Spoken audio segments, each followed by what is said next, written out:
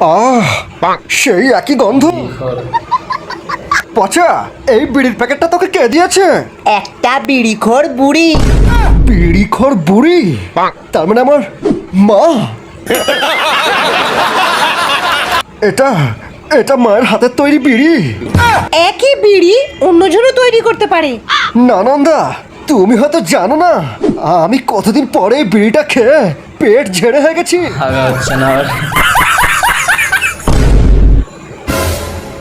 মা, মা, তুমি জানো যে আমি তোমার স্পেশাল বিড়ি ছাড়া কিছু খেতে পারি না মা। মা গো, আমাকে একবার একবার তোমার স্পেশাল বিড়িটা খেতে দাও মা।